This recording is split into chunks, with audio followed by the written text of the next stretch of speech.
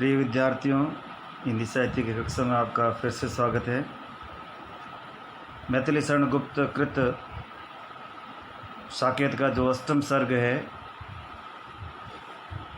उसका अध्याय है कैकेयी अनुताप। उसका जो प्रथम अवतरण है उसका हम अध्ययन करेंगे।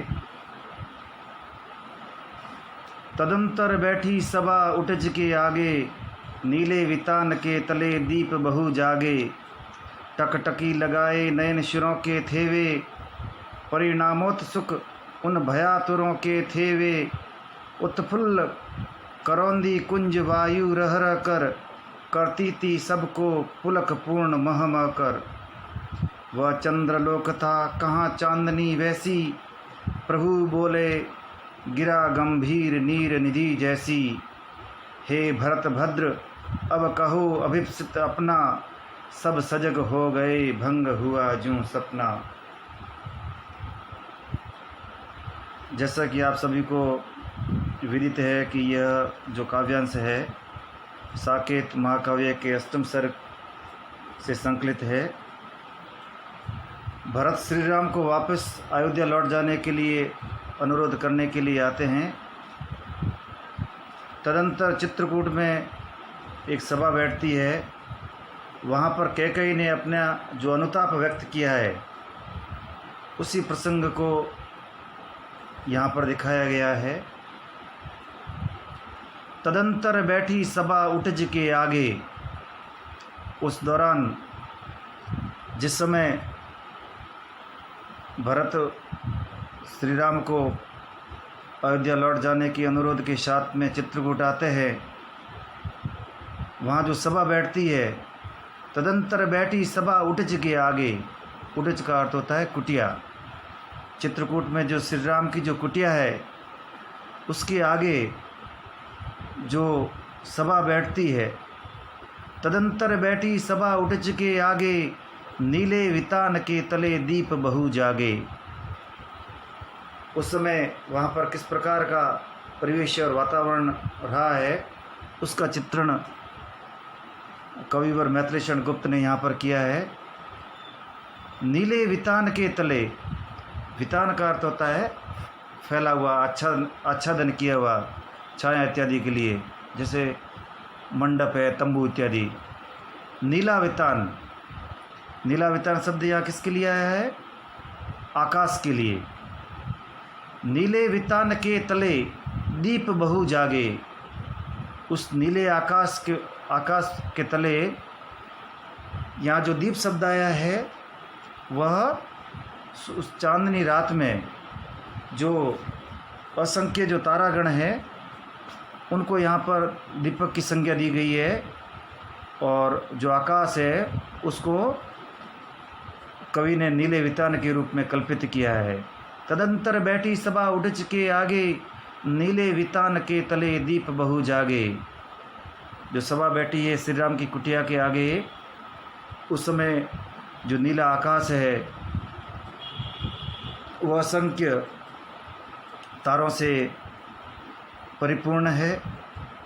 टकटकी लगाए नयन सुरों के थेवे। कवि कल्पना करता है कि वे इस प्रकार जो असंख्य तारागण है उनके लिए कवि उत्प्रेक्षा और कल्पना करता है कि मानो कि टकटकी लगाए नयन सुरों के थेवे। मानो वह असंख्य तारागण उन देवताओं के नयन अर्थात आँखें थी जो टकटकी लगाकर उस सभा को देख रहे थे। टकटकी का अर्थ होता है किसी वस्तु का इस प्रकार से प्रेक्षण करना कि बहुत ही ध्यानपूर्वक से एकटक होकर। टकटकी लगाए नयन सुरों के थेवे, परिणामोत्सुक, परिणाम धन उत्सुक अर्थात परिणाम के लिए उत्सुक होना। परिणामोत्सुक उन भयातुरों के थेवे,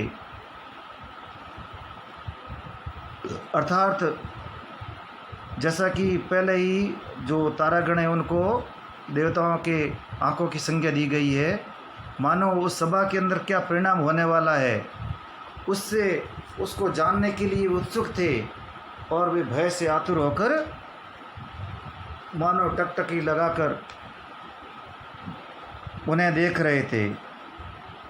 उत्फुल्ल करौंदी कुंज वायु रह रह कर करती थी सबको पुलक पूर्ण मह मह कर। परिवेश का चित्रण किया गया है। करौंदी एक पुष्प है। उत्फुल्ल, उत्फुल्ल यानी खिला हुआ। उत्फुल्ल करौंदी कुंज, कुंज यानी झुरमुट, जो वृक्षों का समूह होता है, झाड़ियों का या पौधों का जो समूह होता है, झुरमुट होता है, उसे कुंज कहा जाता है। उत्फुल्ल करौंदी कुंज वायु रह रह कर करती थी सबको पुलक पूर्ण मह मह कर। अर्थात जो करौंदी का जो कुंज वहाँ पर थे, उनसे रह रह कर जो वायु, उनसे होकर जो रह रह कर जो वायु बह कर आ रही थी, उसकी सुगंध सभी जो वहाँ पर जो विद्यमान लोग थे उनको वो पुलकित कर रही थी। आगे है, वह चंद्रलोक था कहाँ चांदनी वैसी।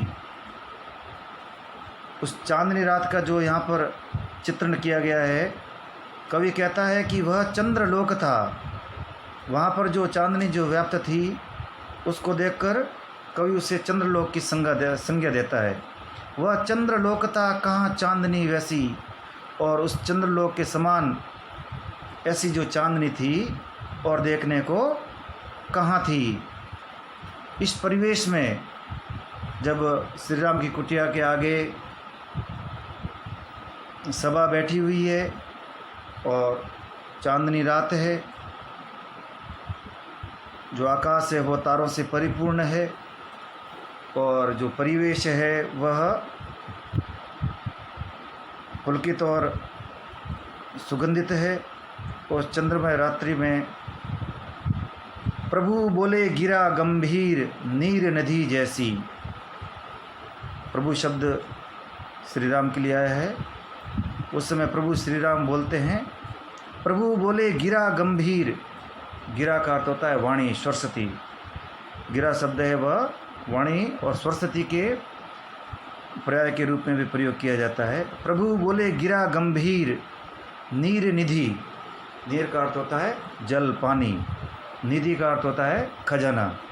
तो नीर निधि का अर्थ हो गया पानी का खजाना या जल की निधि। ये किसका पर्यायवाची शब्द है? समुद्र के लिए। प्रभु बोले गिरा गंभीर नीर निधि जैसी, अर्थात समुद्र कितना जो गंभीर होता है, अथाह होता है, उसके समान गंभीर वाणी के साथ में प्रभु श्री राम बोलते हैं। क्या कहते हैं? हे भरत भद्र अब कहो अभिप्सित अपना। भद्र शब्द का अर्थ है श्रेष्ठ। हे श्रेष्ठ भरत कहो अभिप्सित अपना। इप्सित का अर्थ होता है इप्सा। मूल शब्द है वह है इप्सा। इप्सा का अर्थ होता है इच्छा, वांछा, मनोरथ। कि हे भरत भद्र अब कहो अभिप्सित अपना। कि भरत तुम किस कार्य के लिए, किस मंतव्य के लिए, क्या बात कहने के लिए अयोध्या से यहाँ चित्रकूट आए हो? अपना जो अभिप्सित है वह कहो। सब सजग हो गए भंग हुआ ज्यों सपना।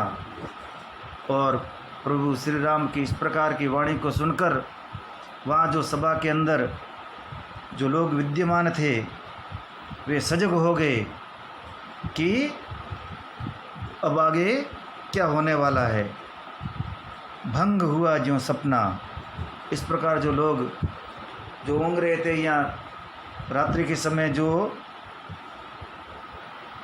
निद्रामय होने वाले थे, अचानक प्रभु श्री राम की इस प्रकार की वाणी को सुनकर सभी लोग सजग हो जाते हैं।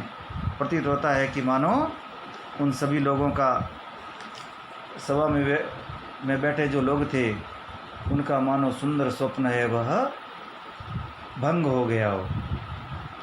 तो इस प्रकार ये जो प्रथम अवतरण है केकई अनुताप का, इसमें